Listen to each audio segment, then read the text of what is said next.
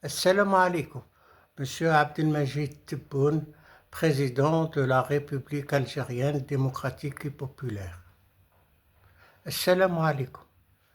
Comment puis-je m'adresser au président qui a en main la destinée de mon pays sans dire ces mots de paix et de respect qui fondent les valeurs du pays qui m'a vu naître et grandir, où reposent mon père et ma mère, et où règne le palmier d'Egletnour, sceptre du royaume de mon enfance. Je reviens à vous, Monsieur le Président, oui, je reviens à vous pour vous dire gentiment que ce n'est pas gentil de ne pas répondre à mon salam. L'Algérie, à travers l'autorité qui a en main son destin, n'a pas cru bon de répondre à mes mots de paix et de respect que je vous ai adressés dans une vidéo épistolaire en date du 15 novembre 2024, lettre par laquelle je pensais indispensable de vous saisir à propos de 3 problématiques. En 1, le problème de la saleté de la démesure. En 2, la nécessaire évolution des mentalités et des comportements. Et en 3, le besoin impérieux de renouer avec le patrimoine culturel universel de l'art et de la culture. Il y a en effet un an, presque jour pour jour, que je vous ai adressé personnellement un mail à l'adresse elmouradia@tz, une lettre sous forme vidéo intitulée Pour une fête de la culture et du vivre mieux. Et pendant une année, Monsieur le Président passe wa alaykoum salam exigé par les règles de la politesse et du respect de l'autre. Rien, Monsieur le Président, même pas l'accusé de réception, même pas une réponse conventionnelle évasive comme « Merci pour l'intérêt que vous portez au pays, nous vous répondrons ultérieurement ». Rien, comme si ce que j'avais écrit n'avait aucune importance, ne méritait pas autre chose que le silence qu'on voue aux morts. Je ne vous le cache pas, Monsieur le Président, j'en suis choqué. Oui, choqué. Je ne me permettrai pas, Monsieur le Président, de vous en tenir personnellement rigueur.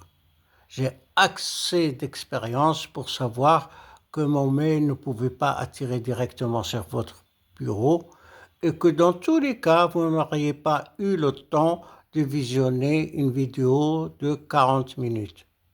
C'est d'évidence les services de communication qui n'ont pas cru bon de vous en informer, ou du moins de rediriger le mail vers le secrétariat général de la présidence qui le seul a le pouvoir de juger de sa pertinence.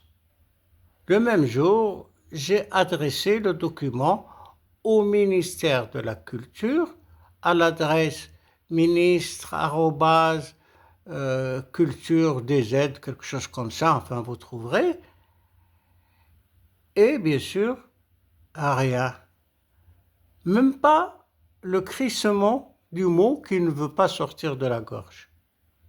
Comme si une fête de la culture et du vivre mieux sonnait creux à l'oreille des autorités culturelles de mon pays. Ah, ce ministère de la Culture, qui pourtant ne me connaît que trop. Ne suis-je pas le gagnant de le seul concours de scénario qu'il avait organisé? Premier prix accordé à mon scénario Horia se meurt. Mieux encore, ne suis-je pas celui qui fut mandaté par le ministère pour aller filmer la participation de l'Algérie à l'exposition universelle Séville 1992? Il y a aussi, dans le cadre de la manifestation Constantine, capitale de la culture arabe 2025, j'ai fait un film sur le peintre constantinois Kamel Nazar et mis en image Cirta et les royaumes numides. J'en viens à croire, Monsieur le Président, que ce ministère s'est mis au pas de l'Institut du monde arabe de Paris, qui me boycotte avec une rare application. Ce qui est normal après tout, vu que je ne suis pas sur la liste, je ne compte pas sur la liste des bons élèves de M. Bernard-Henri Lévy. Comment peut-on donc expliquer ce boycott? Le ministère, censé être à l'écoute des hommes de la culture, oppose une indifférence à toute épreuve à celui qui a œuvré sans relâche pour le développement de ce domaine.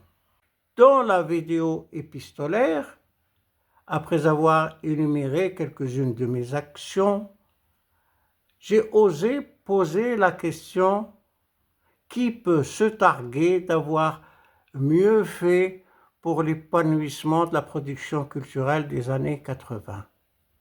Encore que j'ai oublié de citer une œuvre aussi importante que Barberousse Mes Sœurs, mais même si elle n'a pas eu autant de succès, je veux parler de l'émission Ils sont nés le 5 juillet 1962.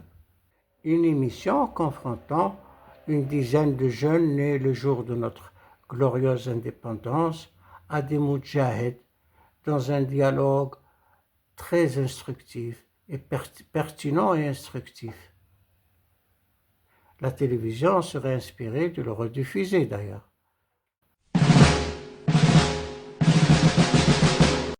Cependant, je peux trouver quelques circonstances atténuantes à vos services de communication comme à ce culturel ministère.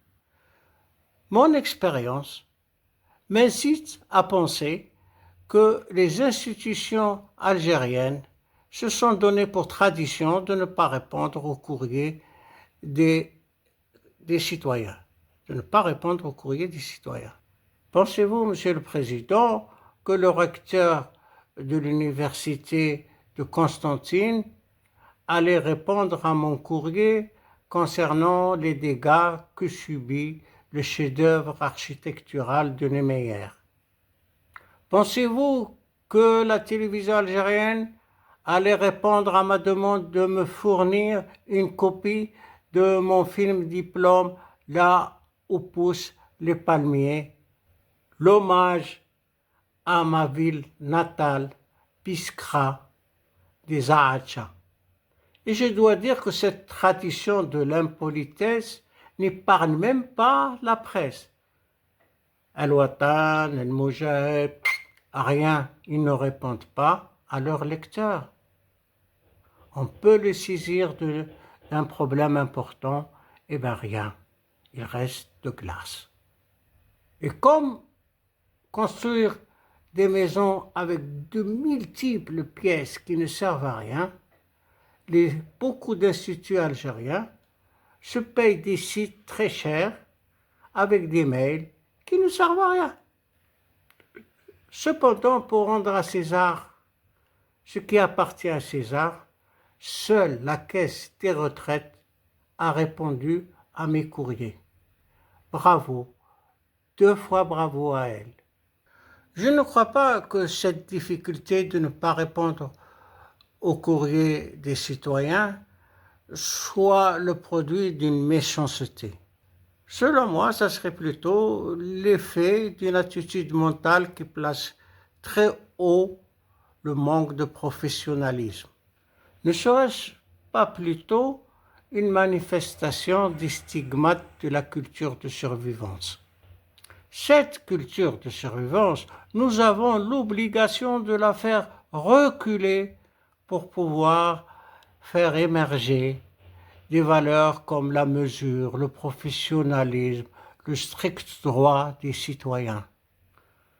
Nous en avons bien l'obligation si nous ne voulons pas que ce gigantesque travail que nous faisons aujourd'hui ne subisse le sort des entreprises des années 70.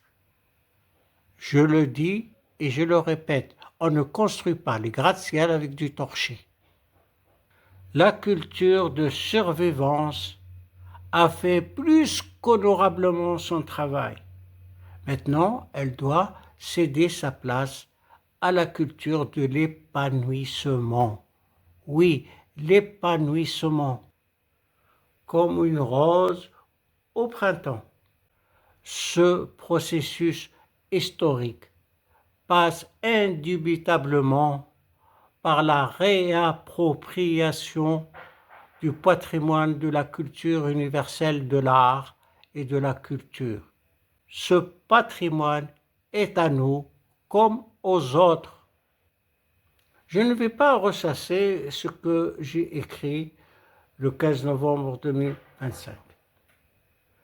Il faut juste que je dise qu'il a abouti à la nécessité d'instaurer une fête de la culture et du vivre mieux. Je sais bien que nous vivons dans un contexte international très difficile. Je sais que l'Algérie est dans le viseur de forces agressives. Mais posons-nous la question. Une telle fête de lutte pour la propreté et la maîtrise des valeurs comportementales affaiblirait-elle ou renforcerait-elle l'unité du peuple algérien? La joie et l'enthousiasme de faire corps contre les calamités et pour le vivre mieux minerait-il le moral des Algériens ou au contraire renforcerait la force de résistance du pays? Il appartient à tout un chacun de répondre à cette question.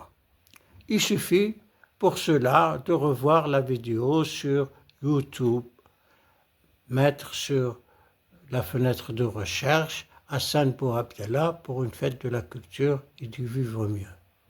Le lien est aussi sur la photo.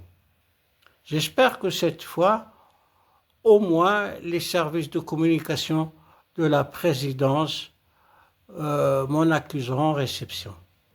J'espère aussi qu'il se trouvera un citoyen qui en comprend le sens et la nécessité et ayant votre oreille, vous en touchera un mot. Excusez-moi, Monsieur le Président, si vous trouvez ma démarche provocatrice et impolie. Mais c'est dans mon tempérament inspiré par l'intransigeance et la volonté des héros du 1er novembre 1954. Cela veut dire, quoi qu'il m'en coûte, je continuerai le combat pour ce que je crois vital pour mon pays. Mon pays qui a tout pour atteindre des sommets. Quoi qu'il en soit, on peut jeter mon travail aux orties, mais je suis persuadé qu'il en restera quelque chose, ne serait-ce pour l'histoire. Ma démarche n'est-elle pas la preuve qu'il est possible de s'adresser au président de son pays pour lui dire ses pensées, en bien ou en mal? Il ne peut en être autrement dans un pays démocratique. Je vous renouvelle mes salutations et mon profond respect, et même mon amitié si vous en voulez. Merci, Monsieur le Président.